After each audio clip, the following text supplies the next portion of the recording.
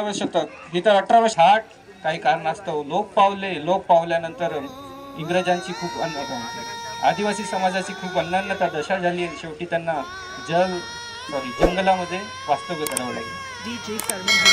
या जंगलामध्ये वास्तव्य करत असताना तेथे सावकारांची नजर गेली. सावकारांनी त्यांना तिथून खरदेडून म्हणजे बाहेर काढण्याचा प्रयत्न केला.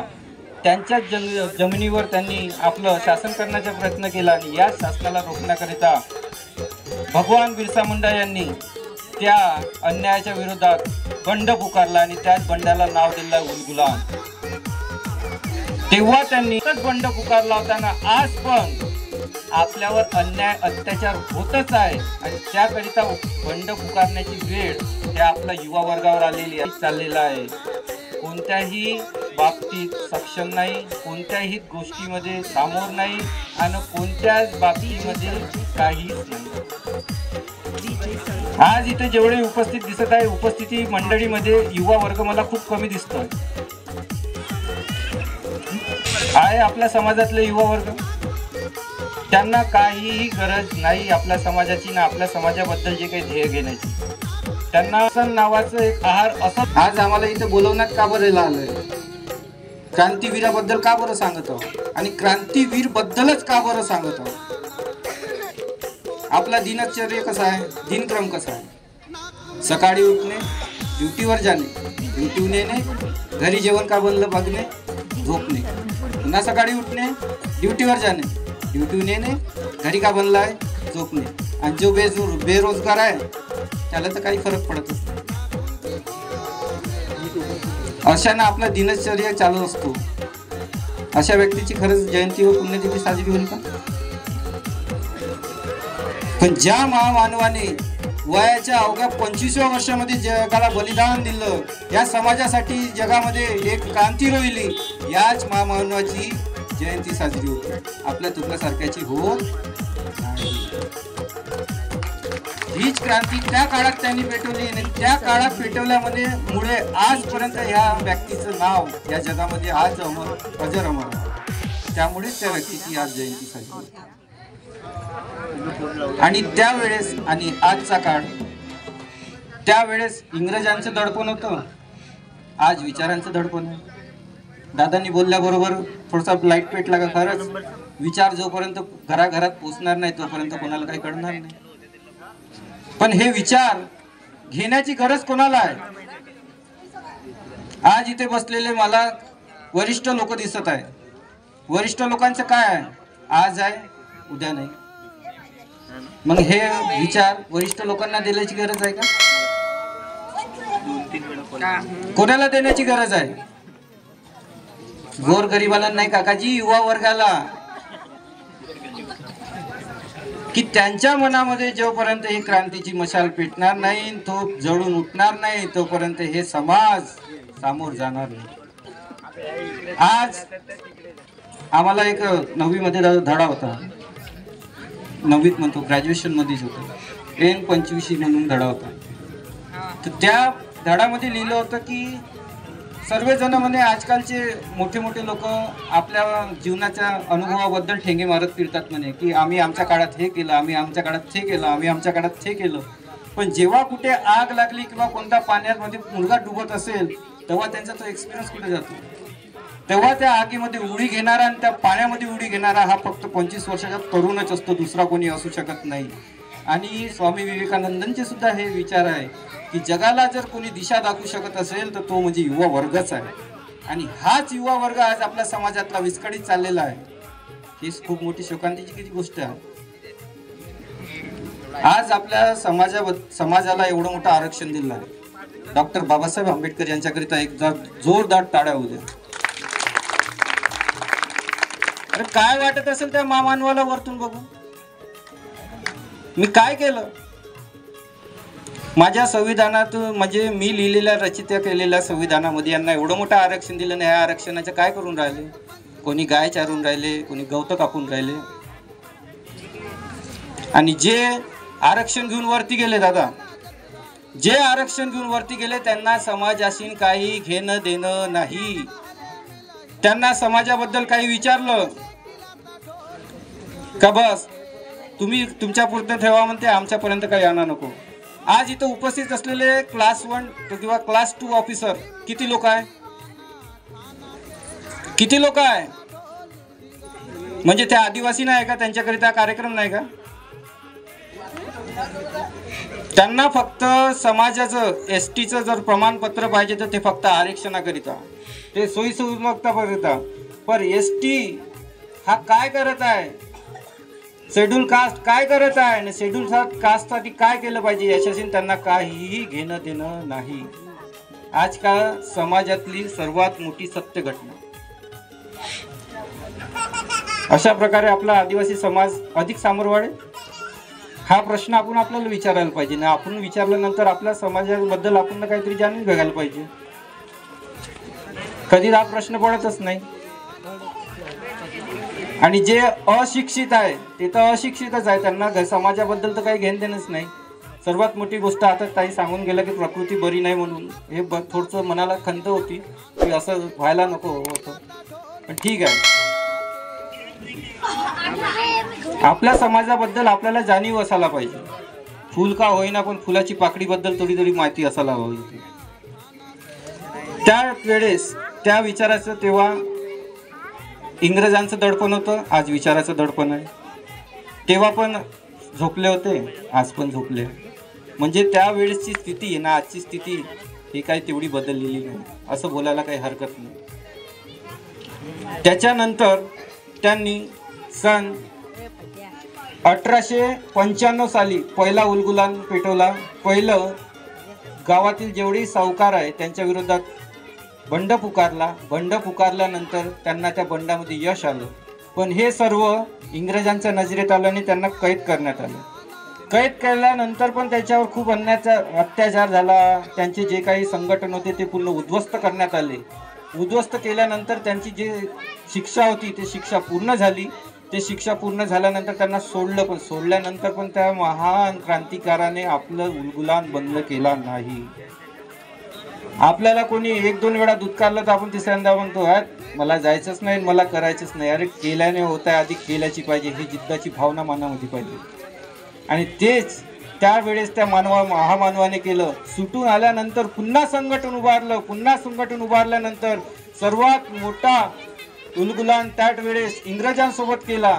खूप मोठी अशी लढाई केली आणि त्या लढाईमध्ये थोडं का होईना पण पराजय थोडा पत्करावा लागला. पण एक झालं की त्यामुळे सर्व इंग्रज हे घाबरले, सडो की पडो झाले. आणि तेव्हापासूनच त्यांना कळलं की आदिवासी समाजासोबत लढणं हे सामान्य नाही. आणि तेव्हापासूनच सर्वांना असं कळलं की आदिवासी लोक काही सामान्य नाही. तसं तर इतिहास बघितला तर आपला इतिहास खूप मोठा आहे. रामायणामध्ये पण त्याचेवाले पडसाद आहे. आणि रामायणानंतर आपलं महाराणा प्रताप सोबत हळदी घाटीच्या युद्धामध्ये जे भील लढले ते पण आपले आदिवासीच होते. एवढा मोठा महान इतिहास असल्यानंतर पण आज आपल्या आदिवासीची दशा काय आहे? काय दशा आहे आपली? आपण तर राजे महाराजे, नागपूरच्या संस्थापक कोण? नागपूर बनवणारा कोण? नागपुराची स्थापना करणारा कोण आहे? आपलाच आदिवासी आहे, आपलाच राजा आहे. बरखास्त बुलंद शाह राजे, गोंड राजे म्हणून तिथे एवढा मोठा विधान भवनासमोर एवढा मोठा स्टॅच्यू आहे, पुतळा आहे, तिथे नाव लिहिलेलं आहे. अरे त्या महामानवाच्या, त्या राजाच्या काळामधले लोक ज्यांचं राज्यच नागपूर आहे त्यांच्यावर अशी स्थिती आहे. युवा वर्गावर ही स्थिती आहे. कुठे दिसतात? गावामध्ये पडलेले, रोडावर झोपलेले. हे आहो आपण आदिवासी. कोणाला बोलणं टोचत असेल तर टोचू द्या, पण सत्य आहे ते सत्य आहे. व्यसन माणसाला गिळते, माणूस व्यसनाला नाही गिळत. आणि आजचा युवा वर्ग हा व्यसनाकडे जास्त वळत चाललेला आहे. मी माझ्यावरून बोलत आहे की मला असं वाटते का ज्या तळमळीने माझ्या अंगामध्ये जे आग होते ते दुसऱ्याच्या मनामध्ये पण असायला पाहिजे. आपल्या समाजाबद्दल तळमळ असायला पाहिजे. आपल्या समाजानं आपल्याला एवढं मोठं आरक्षण दिलं, आरक्षणामधून शिक्षणाबद्दल एवढं आपल्याला सामोर वाव दिलेला आहे. शिक्षण घ्यायला पाहिजे, शिक्षण घेऊन आपल्या समाजाबद्दल काहीतरी लढा पुकारायला पाहिजे. आपल्या होत असलेल्या अन्याय अत्याचाराविरुद्ध आपण कुठेतरी थांब राहायला पाहिजे. पण याच्या व्यतिरिक्तच काहीतरी होत चाललेलं आहे. आताच बोलून गेलेल्या अध्यक्ष मॅडम त्यांनी सांगितले की नागपूरला एवढं मोठं अधिवेशन भरलेलं होतं, धनगर आपल्या समाजामध्ये भरत घुसण्याकरिता खूप काही प्रयत्न करत आहे, पण बाबासाहेब आंबेडकरची खूप मोठी पुण्य आहे की त्यांनी तेव्हा लिहून ठेवलं होतं की यानंतर जे काही समाजाला आरक्षण देण्यात आलेलं आहे या समाजाच्या आरक्षणामध्ये उलाढाल करता येणार नाही.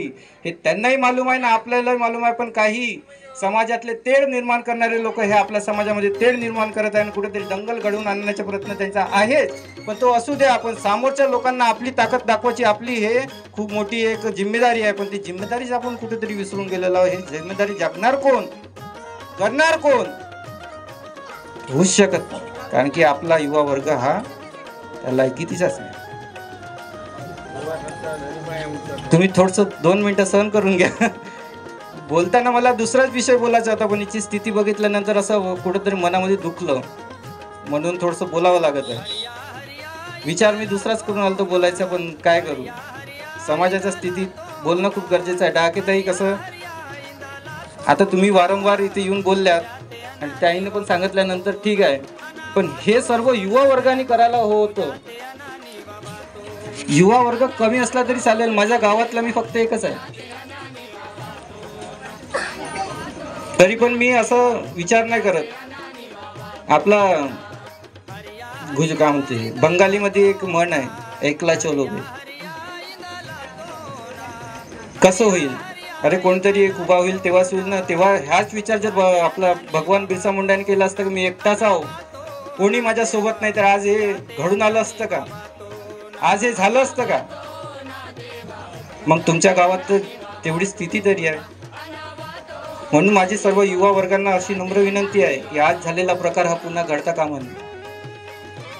याच्यापेक्षा नवीन काहीतरी कार्यशैली व्हायला पाहिजे आणि याच्यापेक्षा काहीतरी नवीन कार्यशैली दिसायला पाहिजे. पुढच्या वर्षी आपल्या सरपंचताई व पंचायत समिती सदस्यताई ह्या इथे प्रमुख पाहुणे म्हणून उपस्थित झाल्या पाहिजे, अशी माझी इच्छा आहे.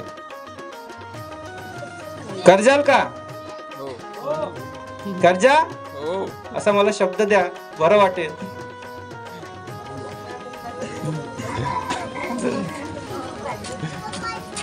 बरं, असो तो विषय नाही. आणि त्याच्यानंतर त्यांचा उलगुलान सुरू होता. उलगुलान सुरू असताना त्यांच्या आजचे जे 5 करोड आहेत, 5 करोड रुपये म्हणजे त्या काळातले 500 रुपये, असा 500 रुपयाचं बक्षीस त्यांच्यावर ठेवण्यात आलेलं होतं. आणि हे धन्यवाद. आणि यास 500 रुपये करिता आपल्या आदिवासी समाजातले काहीतरी फितूर हे बिरसा मुंडा सोबत असलेले इंग्रजांना जाऊन मिळाले.